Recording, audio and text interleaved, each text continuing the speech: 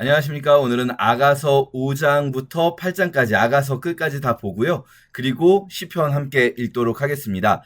어제 말씀드렸지만 아가서 참 어렵습니다. 그래서 아가서는 여러 가지 해석이 가능하고 이 해석들마다 다 나름대로의 설득력이 있지만 우리는 그 중에서 제일 쉬운 해석법, 그러니까 내용에 있어서는 이 아가서가 뭐 어떤 분들은 왕과 목동과 여인 사이의 이야기 이렇게 해석하기도 하지만 우리는 그냥 제일 심플하게 솔로몬 왕과 술람미 여인 두 사람의 이야기로 볼 거고요. 그리고 의미에 있어서는 그냥 하나님과 우리 그리스도인들의 사랑 이야기, 이렇게 가장 이제 일반적으로 간단한 독법을 좀 선택해서 우리는 읽습니다. 다만 이 설명을 들으시더라도 다른 해석들도 다 나름대로의 설득력이 있고 성경에 충실한 해석이라는 것들, 이런 것들만 좀 외면하지 않으시고 우리가 기억하고 읽으면 좋겠습니다.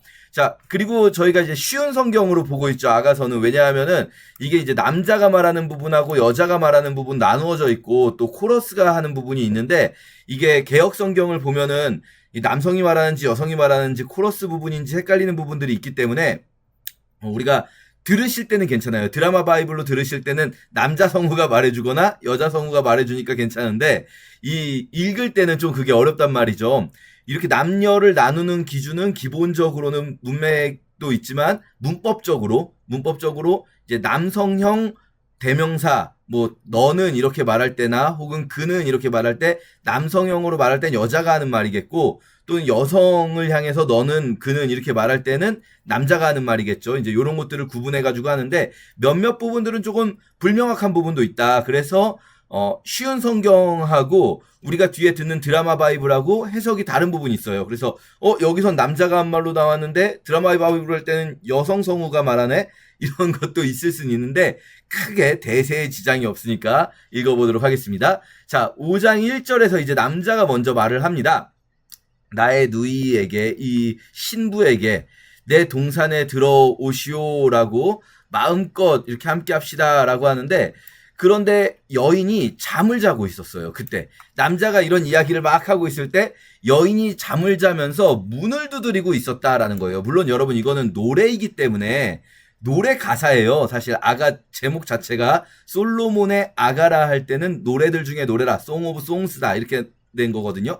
그러니까 이 실제로 이런 사건이 있었다라고 생각하실 필요는 없어요. 뭐 사건이 있었다면은 뭐 창문을 두드리면서 말했겠지만 그 시대에는 유리창이라는 게 없었기 때문에 창문을 두드린다, 나무문을 두드리면서 말했거나 뭐 이런 상상을 해볼 수는 있지만, 나무문을 두드리면서 말하는 상황을 상상하면서 듣게 만든 것이지 실제로 그런 상황이 꼭 있진 않아도 됩니다. 자, 어쨌든 여인은 자고 있는데 남성이 와서 문을 두드리면서 나의 누이, 내 사랑, 내 비둘기, 내 완전한 자요, 문 좀 열어주시오. 내 머리가 이슬에 젖었습니다. 이슬에 젖었다는 말은 무슨 말입니까?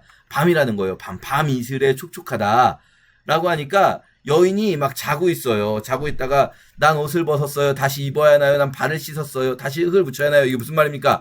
나가기 싫은데 이런 말이죠. 내가 지금 그러니까 잠옷 입고 있는 거예요. 내가 지금 잠옷 입고 있는데 옷 갈아입어야 돼요. 왜 여성들 분들 그런 거 있지 않습니까? 밖에 한번 나가려면 준비가 많이 필요하잖아요. 그러니까 아무리 사랑하는 애인이라도 내가 준비가 안 됐는데 와 있는 거 되게 귀찮을 수 있죠. 귀찮을 수 있어요. 그러니까 나는 발을 씻었는데 또 흙을 묻혀야 하나요? 왜냐면 이제 고대에는 지금 우리처럼 양말 신고 신발 신는 게 아니라 뭐 보신 적 있겠지만 슬리퍼 비슷한 거 신고 다니잖아요, 이 사람들. 그러니까 일단은 맨발로 나가지 않더라도 밖에 나가면 발에 흙이 묻는단 말이에요. 그래서 집에 들어오자마자 하는 정결 예식이라는 게 발 씻는 거거든요. 발 씻는 게 되게 중요한 일이고, 하인들이 있으면 하인이 발을 씻겨줍니다. 그래서 예수님의 발을 씻겨준 여인 이야기도 나오는 거예요. 자, 어쨌든 나는 다 이미 자려고 지금 준비하고 자고 있는데 얘 애인이 온 거예요. 그러니까 좀 나가기가 귀찮아요. 그래서 나의 사랑하는 자가 문틈으로 손을 들이미시는데 내 심장은 두근거려요. 그래서 나가야지 하고 일어나서 위에 문을 열었는데, 그래서 내가 급하게 몰약이 뚝뚝 떨어진다는 말은 뭐냐면요, 내가 급하게 이제 준비한 거예요. 막 이렇게 뭐 우리식으로 표현하면 급하게 화장한 거예요. 급하게 막 화장 막 하고 요거 시간 걸렸겠죠. 요거 하느라고. 몰약이 뚝뚝 떨어진다는 말은 화장을 급하게 해서 아직 완전히 정리가 안 되는 상태지만 어쨌든 급하게 하고 문고리를 잡아서 문을 열었는데 떠나고 없어요. 자, 요 장면 되게 중요해요. 제가 이걸 왜 길게 설명했냐면 지금 이 장면은 뭐냐면 사랑하는 자가 불렀으면 째깍 일어났어야죠. 벌떡 일어났어야 되는데 근데 내가 지금 자고 있는데 와가지고 깨우면 어떡해. 내가 아무리 사랑하지만 내가 이렇게 지금 준비도 안 됐는데 했는데 손을 들이미시는데 심장이 두근거려요. 또 보고 싶어져요. 그 사랑은 변하지 않아요. 보고 싶어져서 그래서 하는데 여기 지금 요 4절과 5절 사이에 시차가 있어요. 왜냐면 몰약이 떨어진다는 게 시차가 있다는 걸 보여줘요. 그러니까 이게 산문이 아니고 노래이기 때문에 시간을 그냥 뛰어넘어 버리는 경우가 많아요. 쭉 설명을 다 하지 않습니다. 근데 어쨌든 이 몰약이 뚝뚝 떨어진다는 거는 내가 좀 준비 시간이 있었다는 거죠. 그랬더니 사랑하는 자가 떠나버린 거예요. 내 마음이 무너집니다. 그러니까 우리가 이 여인의 지금 상황을 이야기한다면 우리식으로는 이런 거죠. 우리 하나님을 사랑하는 마음은 여전해요. 우리가 하나님을 사랑하는 마음이 절대 없지 않아요. 그런데 하나님이 부르시는 것 같은 그 순간에 내가 막 즉각적으로 반응하려고 하다가도 나 지금 이거 하고 있는데 하나님 갑자기 이렇게 부르시면 하나님 사랑하는 마음은 변하지 않지만 내가 그래도 지금 요거는 해야 되겠어요. 그러고 있는데 그래도 또 하나님의 그 사랑이 나를 움직이셔서 뒤늦게 반응했는데 하나님이 안 계신 거예요. 마음이 무너집니다. 그리고 찾았지만 찾지 못해서 밖으로 나가요. 야간 순찰을 하는 사람들이 나를 발견하는데요. 그들이 나를 때리고 다치게 해요. 성벽을 지키던 순찰꾼들이 내 겉옷을 빼앗아가 버려요.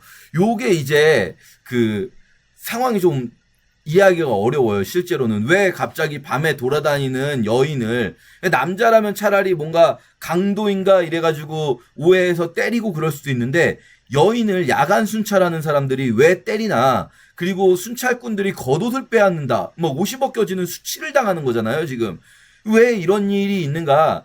이거를 이제 내용을 그대로 자연스럽게 설명하려고 하시는 분들은 목동을 찾아 나선 거다. 솔로몬을 찾아 나선 게 아니라. 왜냐면 솔로몬을 찾아 나섰다 그러면 오히려 야간 순찰하는 사람들을 보고 물어보면 되죠. 솔로몬 왕이 어디 있는가. 근데 이제 이 여인이 그 솔로몬에게 불려갔다가 이 목동을 찾아 나오는 이런 상황을 상상하시는 분들이 있는데 그냥 거기까지 안 가더라도요.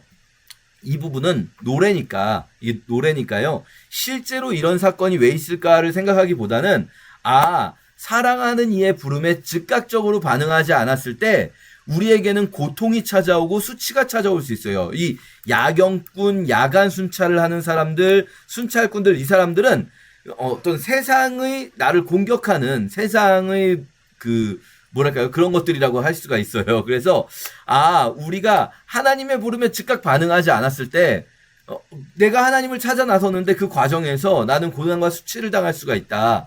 라는 것들을 좀 보여주는 거죠. 그러면서 이 여인은 계속 후회를 하겠죠. 바로 나올 걸. 그냥 님이 부르실 때 바로 일어날 걸. 이런 수치를 느끼겠죠. 그러면 이런 수치를 느끼고 고난을 당하면 포기하고 집으로 들어갈까요? 그럴 수도 있잖아요. 밤에 돌아다니는 건 무섭다. 이거 한국 사람들은 이거 잘 모르시는데 여러분 지금도 세계 어디를 가도 밤에 돌아다니는 건 무섭습니다. 그런데 이 우리나라 몇몇 치안이 좋은 나라들이 좀 있죠.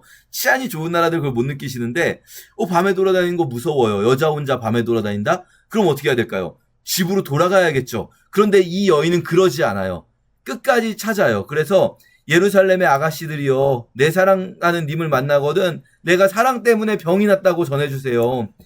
그러니까 이제 합창 코러스가 등장하죠. 여인들 중에 가장 아름다운 아가씨, 무엇이 그렇게 당신의 애인을 그토록 당신을 애타게 합니까? 무엇 때문에 당신이 그런 고난과 수치를 당하면서까지 그 당신의 애인을 찾아 나서는 겁니까?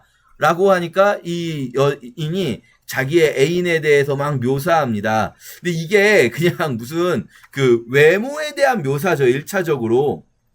그런데 이 외모에 대한 묘사라는 것만 보기보다는 이 모습을 통해서 내가 내 애인을 얼마나 사랑하고 있는지를 표현하고 있다라고 해주시면 더 생각하기가 좋을 것 같아요. 자, 그래서 6장에서 드디어 애인을 찾게 됩니다. 이제 애인이 어디 있는지 사실 이 여인은 생각하는 데가 있어요. 애인 어디 있겠습니까? 자기 동산 향기로운 꽃밭으로 갔을 거예요. 동산에서 양떼를 먹이고 백합화를 모으러 새벽부터 일하러 갔을 거예요. 이것도 역시 약간 목동으로 해석할 때 조금 더 자연스럽긴 하죠. 그러니까 계속 말씀드립니다. 두 명 솔로몬과 여인의 관계로 해석하시는 분들도 있고요. 그럴 때는 이제 애인이 양떼를 먹인다 이런 말들은 그냥 일을 하는 솔로몬이 왕으로서의 직임을 하는 일들을 이렇게 표현하고 있다라고 볼 수가 있고요. 또 다른 해석에서는 이제 솔로몬은 오히려 약간 사랑의 방해꾼 같은 존재가 된 거예요. 우리가 알다시피 솔로몬은 아내가 1000명이 있으니까요. 정 부인이 300명, 첩이 700명. 그런데 이제 이 여인과 목동의 순수한 이 소박한 사랑 사이에 솔로몬이 이 여인을 마음에 들어 해서 데려갔다가 그러나 이 여인이 목동을 찾아서 다시 목동과의 사랑을 이루는 것을 보고 솔로몬이 야, 쟤네가 진짜 사랑이구나 라고 해서 지은 노래다. 뭐 이렇게 해석하시는 분들도 있어요. 자, 어쨌든 중요한 건 우리는 그렇게 가진 않을게요. 우리는 그냥 직관적으로 쉬운 쪽으로 가겠습니다. 자, 그래서 이 여인이 자신과 애인의 사랑을 이렇게 쭉 노래합니다. 그리고 남자를 드디어 만났어요. 다시 6장 4절에 나의 사랑 하면서 이 남자가 만나서 아내를 봅니다. 이 여인의 그런 어떤 사랑을 군대처럼 당당한 눈을 가지고 있다라고 말합니다. 그러니까 이 여인이 정말 이 남자를 찾아 나가는 것이 수동적이지만은 않아요. 우리의 신앙에는요, 되게 수동적인 측면이 있어요. 수동적이어야 하는 측면이 있습니다. 그래서 내가 하는 것이 아니라 하나님께서 하시는 일, 우리가 어떤 일을 할 때요, 우리가 어떤 doing의 문제, 하는 것의 문제에서는 내가 뭘 하기보다는 하나님이 하시는 것에 내가 사용받고 내가 하나님의 일하심을 기다리고 이런 수동적인 측면이 굉장히 중요한데 반대로 능동적인 측면도 있어요. 특히 하나님을 사랑하는 일에 있어서 우리는 우리의 능동적인 사랑을 하나님께 드려야 합니다. 하나님이 사랑하는 일까지도 하나님께서 그냥 다 해주시는 게 아니라 우리가 하나님을 찾아 나서고 그리고 때로는 그 길에 고난과 어려움이 있을지라도 하나님을 사랑하는 그 마음, 그 눈이 지금 막 이 사람이 뭐라고 하냐면 그 당신의 눈이 나를 삼킬 것 같다라고 여인에게 이야기를 해요. 그러니까 이 사랑이 얼마나 강렬한가 요거를 이야기합니다. 그리고 당신이 정말 소중하다. 나에게는 왕후가 60명이고 후궁이 80명, 궁녀들이 셀 수도 없이 많지만 그러니까 솔로몬이 아직은 300명, 1000명이 300명, 700명이 아닐 때고 60명, 80명일 때인 거예요. 지금 말하자면 이거를 이제 만약에 전에 아까도 말씀드렸지만 삼각관계로 본다면은 지금 이 여인이 만난 것은 이 왕이 되는 거죠. 목동이 아니라. 자, 어쨌든 이 솔로몬에게는 왕후와 후궁과 궁녀가 셀 수 없이 많지만 내 진정한 사랑은 당신뿐입니다. 당신만이 나의 진정한 사랑입니다. 라고 말을 하죠. 이게 우리가 이제 하나님과의 사랑이라고 생각한다면 이런 거죠. 우리 모두는 이런 생각을 할 수가 있어요.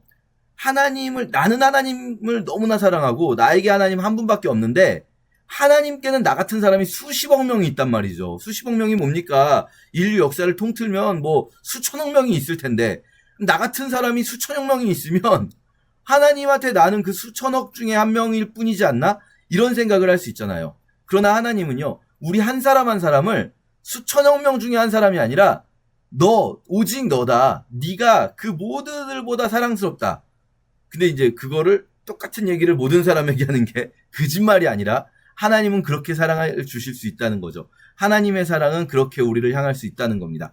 자, 그렇게 우리가 6장을 보고요. 7장과 8장에서 두 사람의 사랑이 이제 완전히 깊어집니다. 그러면서 두 사람이 서로를 예찬하는 서로의 모습을 막 묘사해요. 그러면서 뭐 너무 좋다는 얘기예요. 7장은 그냥 너무 좋다는 얘기를 묘사를 강하게 합니다. 자, 마지막 8장. 이 여인이요. 이제 당신이 내 형제였으면 좋겠다라고까지 얘기를 해요. 이게 무슨 말이냐면요. 이 부분은 좀 어려우실 수 있는데 이제 고대 이스라엘, 뭐 이스라엘뿐 아니라 중동에서요. 형제 자매 관계, 그러니까 가족들, 무슨 뭐 엄마, 아빠, 아들, 딸 이렇게 가족들끼리는 서로 밖에서 안고 입 맞추고 이런 게 전혀 문제가 없었어요. 가족들끼리는 그런 게 되게 자연스러운 스킨십이 허용되는 문화였는데 반대로 연인들끼리 외부에서 다른 사람들이 보는 앞에서 스킨십을 한다? 그러면 굉장히 이거는 뭐랄까요, 사회적으로 용납되지 않는 일인 거죠. 그러니까 이 여인이, 내가 차라리 우리가 형제였으면 내가 밖에서라도 당신을 이렇게 공개적으로 안고 애정행위를 할 수 있을 텐데요. 막 이렇게 말하는 거예요. 아주 그냥 막 사랑을 너무나 막 드러내고 싶은 거예요. 사랑을 언제나 하고 싶다. 그래서 아주 유명한 표현을 말하게 됩니다. 이 여인이 나를 도장같이 당신 마음에 품어주세요. 당신의 그 왕의 옥새처럼 나를 품고 그대 팔에다가 새겨주세요. 나를. 사랑은 죽음같이 강하고 질투는 무덤같이 끈질기니까 그 사랑은 불꽃처럼 강력한 불길처럼 타오릅니다. 그래서 이 사랑과 질투, 우리가 생각할 때는 아니 왜 질투를 얘기하지? 이런 생각할 수 있지만 진정한 사랑은 질투를 수반하게 돼 있어요. 내가 정말 사랑하는 대상이, 내가 너무 사랑하는 애인이 다른 사람도 나처럼 똑같이 사랑하지만 나는 괜찮아. 이상한 거죠. 그래서 우리가 생각할 때는 진짜 뭔가 대인배의 사랑은 질투가 없는 사랑 아닐까? 이런 생각하지만 그거는 좀 사랑이라고 말하기가 어렵죠.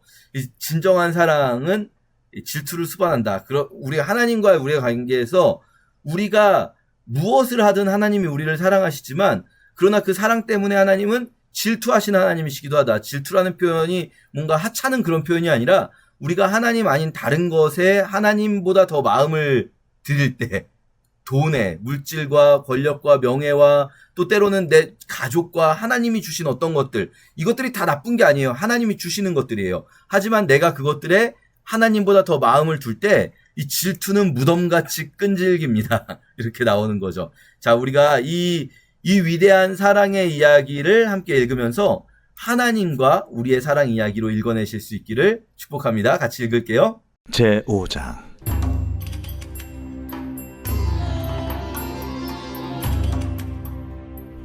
내 누이, 내 신부야. 내가 내 동산에 들어와서 나의 모략과 향재료를 거두고 나의 꿀송이와 꿀을 먹고 내 포도주와 내 우유를 마셨으니 나의 친구들아, 먹으라. 나의 사랑하는 사람들아, 많이 마시라.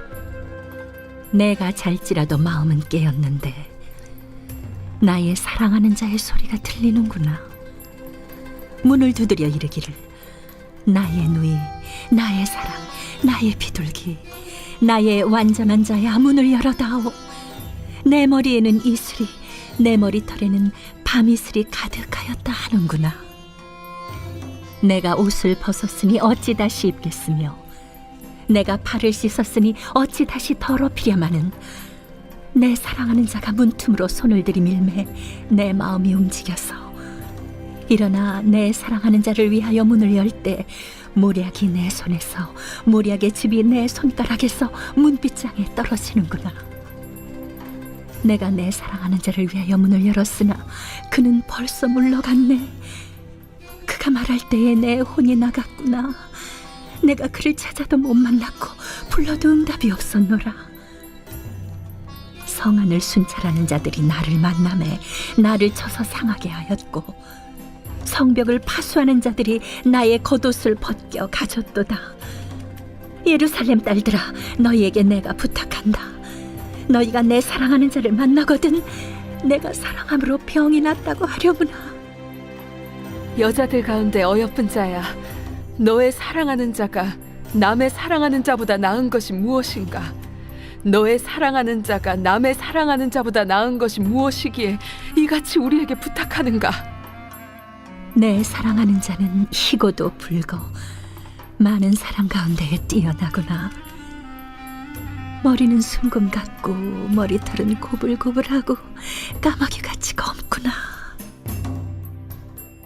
눈은 시냇가의 비둘기 같은데 우유로 씻은 듯하고 아름답게도 박혔구나. 뺨은 향기로운 꽃밭 같고 향기로운 불언덕과도 같고 입술은 백합화 같고 모략의 즙이 뚝뚝 떨어지는구나. 손은 황옥을 물린 황금 놀이개 같고 몸은 아로새긴 상아의 청옥을 입힌 듯하구나. 다리는 순금 받침에 세우는 화반석 기둥 같고 생김새는 레바논 같으며 백향목처럼 보기 좋고 입은 심이 달콤하니 그 전체가 사랑스럽구나.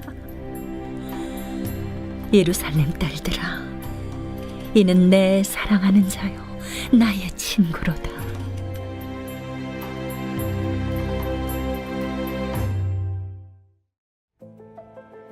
제6장.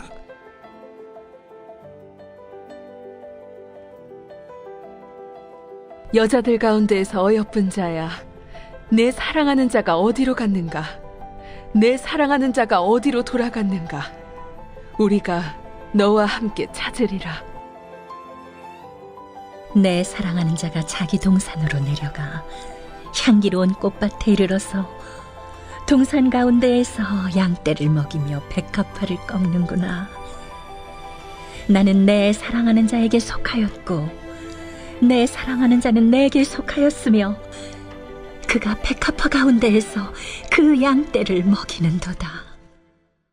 내 사랑아, 너는 디르사같이 어여쁘고 예루살렘같이 곱고 깃발을 세운 군대같이 당당하구나.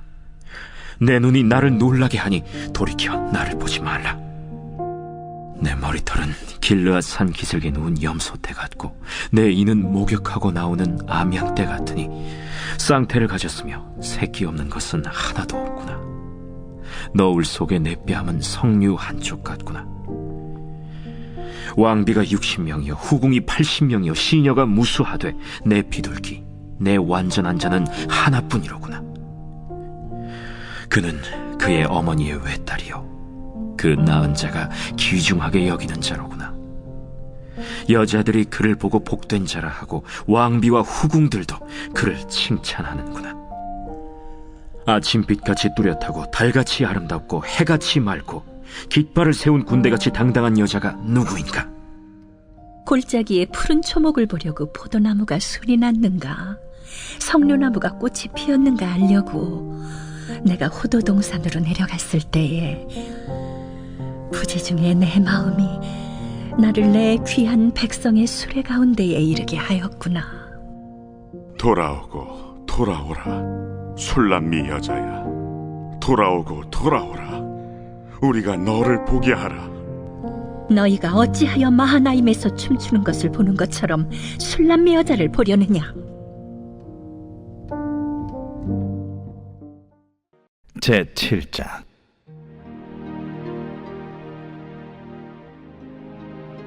귀한 자에 따라 신을 신은 내 발이 어찌 그리 아름다운가. 내 넓적다리는 둥글어서 숭령공의 손이 만든 구슬꿰미 같구나. 배꼽은 섞은 포도주를 가득히 부은 둥근 잔 같고 허리는 백합화로 두른 밀단 같구나. 두 유방은 암사슴의 쌍태 새끼 같고 목은 상아망대 같구나. 눈은 헤스본 바드라빔 문 곁에 있는 연못 같고 코는 다메색을 향한 레바논 망대 같구나. 머리는 갈멜산 같고 드리운 머리털은 자줏빛이 있으니 왕이 그 머리카락에 매이었구나. 사랑아, 내가 어찌 그리 아름다운지 어찌 그리 화창한지 즐겁게 하는구나. 내 키는 종려나무 같고 내 유방은 그 열매송이 같구나. 내가 말하기를 종려나무에 올라가서 그 가지를 잡으리라 하였나니 내 유방은 포도송이 같고 내 콧김은 사과 냄새 같고 내 입은 좋은 포도주 같을 것이니라. 이 포도주는 내 사랑하는 자를 위하여 미끄럽게 흘러내려서 자는 자의 입을 움직이게 하느니라. 나는 내 사랑하는 자에게 속하였도다. 그가 나를 사모하는구나. 내 사랑하는 자야, 우리가 함께 들러 가서 동네에서 유숙하자. 우리가 일찍이 일어나서 포도원으로 가서 포도움이 돋았는지 꽃술이 퍼졌는지 석류꽃이 피었는지 보자. 거기에서 내가 내 사랑을 내게 주리라. 합한 채가 향기를 뿜어내고 우리의 문 앞에는 여러 가지 귀한 열매가 새것 묵은 것으로 마련되었구나. 내가 내 사랑하는 자 너를 위하여 쌓아둔 것이로다. 제8장.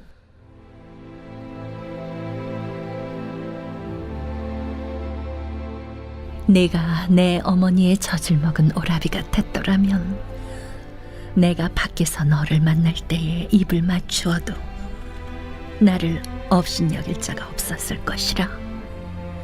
내가 너를 이끌어 내 어머니 집에 들이고 내게서 교훈을 받았으리라. 나는 향기로운 술, 곧 석류즙으로 내게 마시게 하겠고, 너는 왼팔로는 내 머리를 고이고 오른손으로는 나를 안았으리라. 예루살렘 딸들아, 내가 너희에게 부탁한다. 내 사랑하는 자가 원하기 전에는 흔들지 말며 깨우지 말지니라. 그의 사랑하는 자를 의지하고 거친 들에서 올라오는 여자가 누구인가? 너로 말미암아 내 어머니가 고생한 곳, 너를 낳은 자가 애쓴 그곳, 사과나무 아래에서 내가 너를 깨웠노라. 너는 나를 도장같이 마음에 품고 도장같이 팔에 두라. 사랑은 죽음같이 강하고 질투는 수올같이 잔인하며 불길같이 일어나니 그 기세가 여호와의 불과 같으니라. 많은 물도 이 사랑을 끄지 못하겠고 홍수라도 삼키지 못하나니 사람이 그의 온 가산을 다 주고 사람과 바꾸려 할지라도 오히려 멸시를 받으리라. 우리에게 있는 작은 누이는 아직도 유방이 없구나. 그가 청혼을 받는 날에는 우리가 그를 위하여 무엇을 할까? 그가 성벽이라면 우리는 은망대를 그 위에 세울 것이요, 그가 문이라면 우리는 백향목 판자로 두르리라. 나는 성벽이요 내 유방은 망대 같으니 그러므로 나는 그가 보기에 화평을 얻은 자 같구나. 솔로몬이 바알 하몬의 포도원이 있어 지키는 자들에게 맡겨두고 그들로 각기 그 열매로 말미암아 은천을 바치게 하였구나. 솔로몬, 너는 천을 얻겠고 열매를 지키는 자도 200을 얻으려니와 내게 속한 내 포도원은 내 앞에 있구나. 너 동산에 거주하는 자야. 친구들이 내 소리에 귀를 기울이니 내가 듣게 하려무나. 내 사랑하는 자야, 너는 빨리 달리라. 향기로운 산 위에 있는 노루와도 같고 어린 사슴과도 같아라.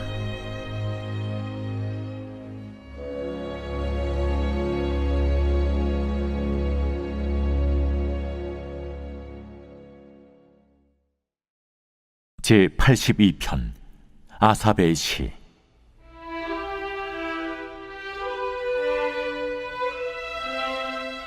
하나님은 신들의 모임 가운데에 서시며 하나님은 그들 가운데서 재판하시느니라.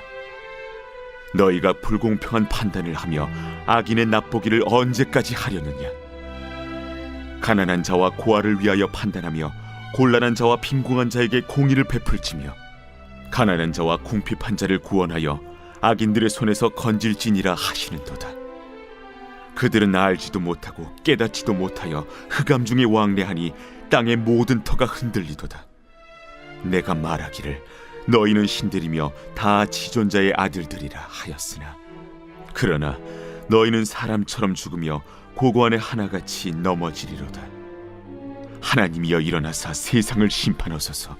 모든 나라가 주의 소유이기 때문이니이다.